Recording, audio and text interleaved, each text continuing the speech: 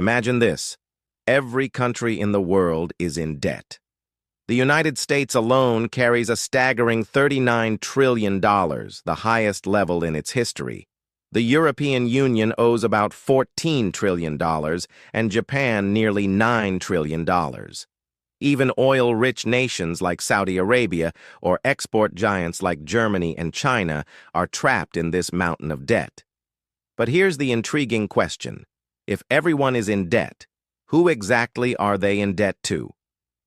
This is where the dark and fascinating world of finance begins. Debt is not just a burden, it's the architecture of the modern world. Every war, every crisis, every rise and fall rests on this invisible scaffold, and if you follow the chain of creditors far enough back, you'll see something surprising. The world is, in a sense, in debt to itself, yet not everyone benefits equally from this system. Today, the planet is weighed down by more than $315 trillion in total debt. How did we get here? The answer lies in the roots of modern finance.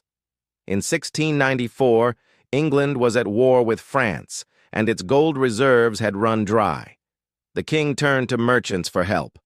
Merchants financed the royal treasury in exchange for continuous interest payments guaranteed by future taxes. To manage this new system, the Bank of England was established. It was a revolutionary step. The state could now spend money it did not yet have.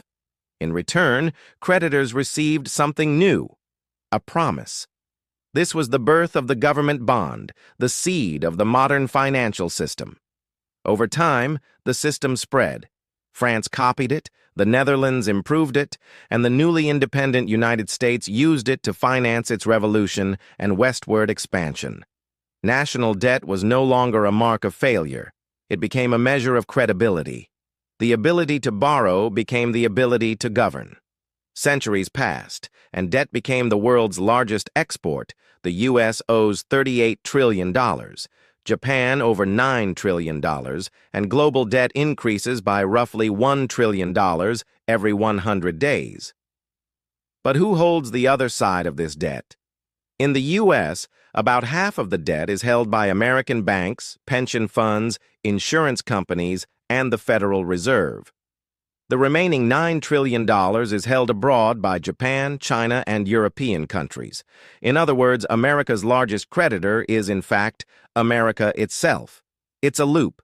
Treasury bonds are issued, banks and funds buy them, the Federal Reserve sometimes buys them back, creating new dollars.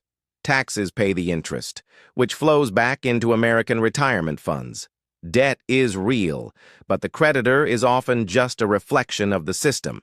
And this isn't just an American phenomenon. Japan lends to the U.S. lends to Europe lends to developing nations, and developing nations, in turn, lend back to advanced economies through reserves and bonds. It's a global game of hot potato, but the potato is made of promises. The most critical player? The markets. They decide which nations borrow cheaply and which must pay a premium to survive. When confidence falters, currencies collapse, governments fall, and entire economies can be reshaped overnight. Democracy decides who governs. Markets decide who survives. Central banks are the high priests of this system. They don't just manage debt, they create it. Every bond purchase generates new money.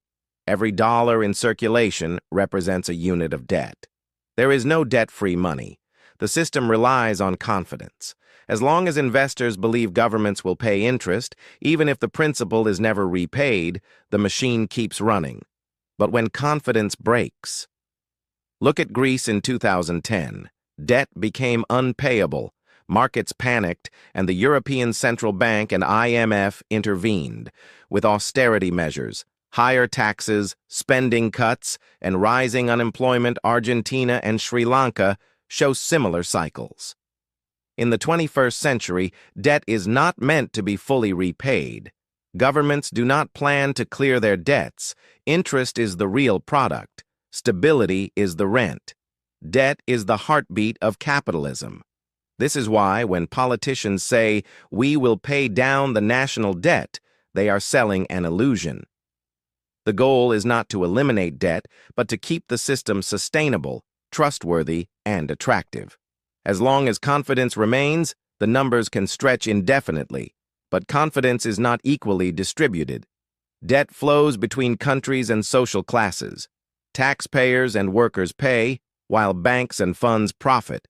Global debt rises alongside global inequality. Creditors are not villains, debtors are not victims. They are two sides of the same engine, but when the engine runs out of fuel, the problem becomes personal. So who is the creditor? At the top of this pyramid, there is no single face to blame. Not China, not Wall Street, not the IMF. It's all of them, and it's us. The modern financial system has turned debt into money. Governments print it, banks multiply it, investors trade it, and citizens depend on it. The line between debtor and creditor is blurred.